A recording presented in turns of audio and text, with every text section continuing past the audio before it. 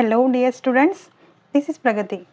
आपण पाहतोय स्टँडर्ड 9च्या गणित मंजिरी बुकमधनं chapter number 5 I am up and down round and round. आपण पाहणार आहोत थेरम नंबर 6 आणि 7 एकदम इझी वेने. चला तर मग सुरू करूया. पाहूया आपला थेरम काय आहे. काय म्हटलं आहे, chords of a circle having the same length are all at the same distance from the centre of the circle.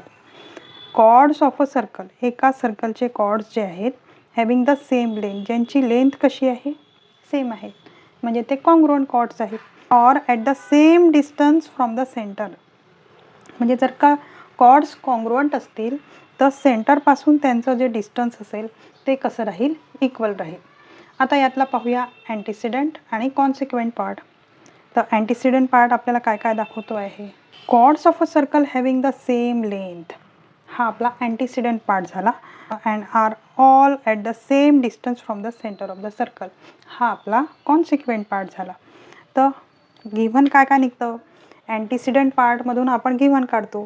तर सगळ्यात पहिले अ सर्कल, सर्कलचे काय आहे, कॉर्ड्स आहेत, बरोबर. हे कॉर्ड्स हे आपले गिव्हनमध्ये निघतील. कॉर्ड्स कसे आहेत, सेम लेंथचे आहेत, हे आहे गिव्हन. टू प्रूव्ह काय करायचं आहे, at the same distance from the centre, ते कसे आहेत, same distance from the centre असे आहेत, बरोबर. गिव्हन आपण कसं लिहिणार, गिव्हनमध्ये सगळ्यात पहिले आपण लिहिला in a circle with centre O, बरोबर.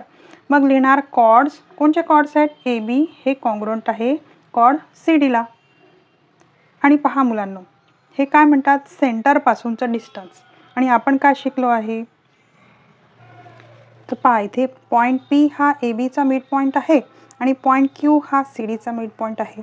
आणि आपण काय शिकलो मुलांनो, थेरम नंबर 4मध्ये, the line joining centre of the circle and mid point of the chord is perpendicular to the chord. म्हणजे आपल्याला हे जे आहे परपेंडिक्युलर हे पण मेन्शन करावं लागेल आहे, कशामध्ये, गिव्हनमध्ये. आणि टू प्रूफ काय राहील, हे ओ पासूनचं पी पर्यंतचं अंतर आणि ओ पासूनचं क्यू पर्यंतचं अंतर हे आपल्याला प्रूव्ह करायचं आहे की ते इक्वल आहे, बरोबर ना. चला तर मग लिहून घेऊया. पहा मुलांनो, अशा प्रकारे आपण गिव्हन लिहिणार आहोत. In a circle with centre O, त्याच्यानंतर कॉर्ड ए बी हे कॉन्ग्रुएंट आहे सी डीला. आणि आपण लिहिणार की ओ पी हा परपेंडिक्युलर आहे ए बीवर आणि ओ क्यू हा परपेंडिक्युलर आहे सी डीवर. आणि प्रूव्ह काय करायचं आहे, सेंटरपासूनचं डिस्टन्स म्हणजे O P equal to O Q, हे आपल्याला प्रूव्ह करायचं आहे. आता आपण कन्स्ट्रक्शनमध्ये लिहिणार की जॉईन ओ ए आणि ओ डी हे जॉईन करा. मी ते डॉटेड लाईनने तुम्हाला दाखवलेलं आहे. पहा मुलांनो, आपण प्रूव्ह कसं करणार. कन्स्ट्रक्शनमुळे आपल्याला हे दोन राईट अँगल ट्रायंगल दिसत आहे. तर राईट अँगल ट्रायंगलमुळे आपण RHS लावू शकतो का, हो लावू शकतो. पहा, एक राईट अँगल म्हणजे इथे पण राईट अँगल आहे, इथे पण राईट अँगल आहे पी आणि क्यूच्या ठिकाणी. त्याच्यानंतर हायपोटेनस ओ ए आणि ओ डी हा हायपोटेनस होतो आहे. आणि एक साईड आपल्याला कॉन्ग्रुएंट दाखवायची आहे. ती आपल्याला कशी दाखवणार, आपण पहा की ए पी काय आहे, half of the A B आहे आणि डी क्यू काय आहे, half of the C D आहे. जर का perpendicular drawn from centre towards the chord हा बायसेक्ट द कॉर्ड करतो आहे, याचा अर्थ की हे दोन जे पार्ट्स आहे कॉर्डचे ते इक्वल आहेत. म्हणून हे पार्ट्स इक्वल झाले आणि याचे पण कॉर्ड्स इक्वल झाले. आता याचा अर्थ जर का कॉर्ड्स इक्वल आहे तर त्यांचे जे पार्ट्स राहतील, म्हणजे हा ए पी आणि हा डी क्यू हे पण इक्वल राहतील. आणि सी पी सी टीनुसार आपण देणार की ओ पी आणि ओ क्यू हे कसे आहेत, कॉन्ग्रुएंट आहेत. बस अशा प्रकारे आपण प्रूव्ह करणार आहोत. एकदम इझी आहे. तर पहा मुलांनो, आपण प्रूफ कसं करणार. ए पी काय आहे, तर half of the chord A B आहे, बरोबर. आणि डी क्यू काय आहे, डी क्यू हे half of the chord C D आहे. तर जर का परपेंडिक्युलर सेंटरपासून कॉर्डवर पडत आहे तर तो कसा राहील, कॉर्डला बायसेक्ट करेल. Perpendicular drawn from centre towards the chord bisect the chord. तर ह्याच्यामुळे जर का ए बी आणि सी डी इक्वल आहे तर हाफ ऑफ ए बी आणि half of C D J आहे ते काय होणार, तर A P equal to D Q असं होणार, कारण की हे सेगमेंट ऑफ इक्वल लेंथ आहे. आता पाहूया ट्रायंगल ए ओ पी आणि डी क्यू ओमध्ये. इथे आपल्याला अँगल ए पी ओ आणि अँगल डी क्यू ओ हे आपल्याला सेम दिसतात आहे, बरोबर. म्हणजे अँगल इथे 90 डिग्री फॉर्म झालेला आहे. तर आपण म्हणणार की हे जे दोन आहेत परपेंडिक्युलर असल्यामुळे 90 डिग्री आहे. आता पाहू हायपोटेनस. हायपोटेनस काय आहे? OA आणि OD हे रेडाय ऑफ द सेम सर्कल राहतील. त्याच्यानंतर एक साईडमध्ये ही जी साईड आहे AP आणि DQ हे आपण ऑलरेडी प्रूव्ह केलेलं आहे की ते इक्वल आहे. तर अशा प्रकारे RHS टेस्ट लावून आपण हे दोन ट्रायंगल आहे ते कॉन्ग्रुएंट प्रूव्ह केले, बरोबर ना? आणि म्हणून त्यांचा OP आणि OQ हा पार्ट हा इक्वल आहे CPCT नुसार. म्हणून आपण म्हणू शकतो की congruent chord in a circle are equidistance from the centre of the circle. अशा प्रकारे हा थेरम संपतो आहे. पाहूया नेक्स्ट थेरम. थेरम नंबर 7 जो आहे मुलांनो, तो थेरम नंबर 6 आहे, त्याचा कन्व्हर्स आहे. काय म्हणताय theorem number 7? Chords of a circle that are equidistance from the centre have equal length. म्हणजे सेंटरपासून ज्या कॉर्ड्सचं डिस्टन्स इक्वल असेल तर ते कॉर्डसुद्धा इक्वल लेंथचे असतील. आपण थेरम नंबर 6 काय पाहिला की जर का कॉर्ड्स इक्वल लेंथचे असतील तर ते सेंटरपासून इक्वल डिस्टन्सवर राहतील. हा तुमचा थेरम 6 आहे. आणि 7 काय म्हणतो आहे?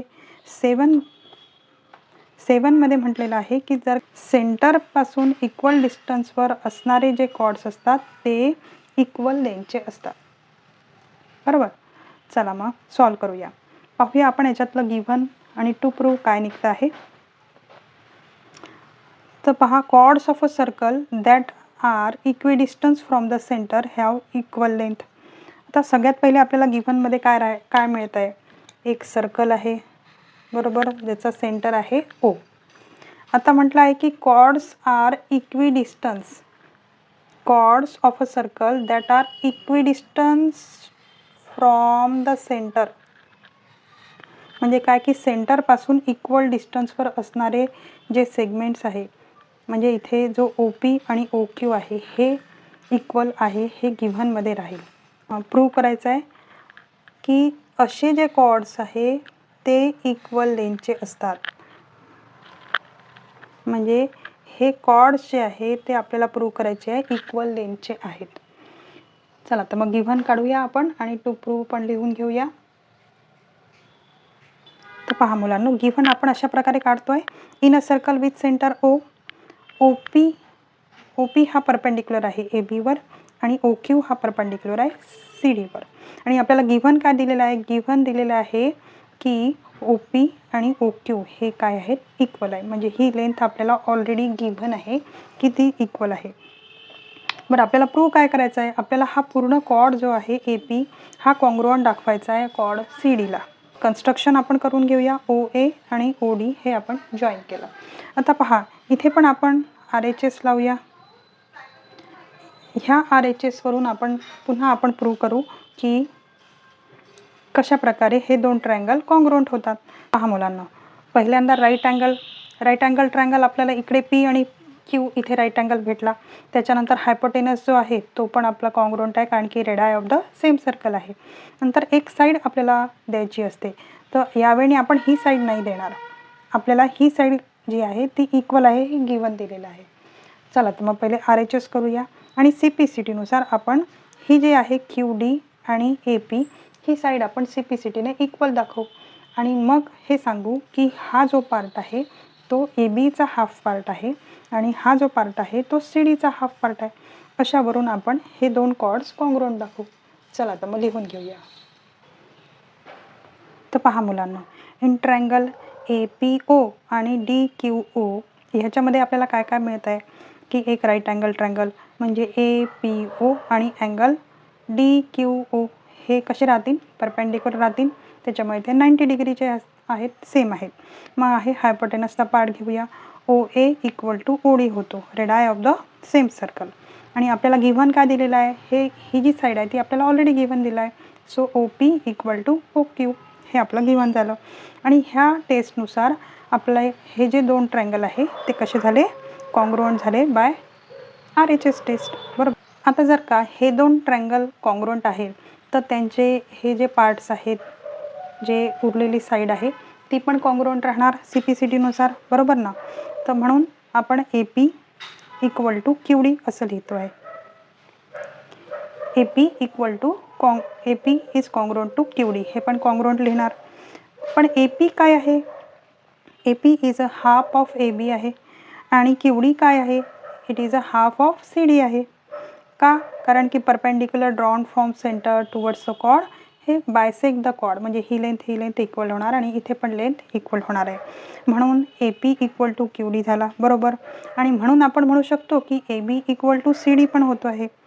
आणि म्हणून हे दोन जे कॉर्ड्स आहेत ते कसे आहेत? कॉन्ग्रुएंट आहे. आणि लास्टमध्ये आपण स्टेटमेंट टाकणार की chords equidistance from the centre of the circle are congruent. आहे ना मुलांना? एकदम सोपं. If you understand well, then please type yes in the comment. Thank you for watching.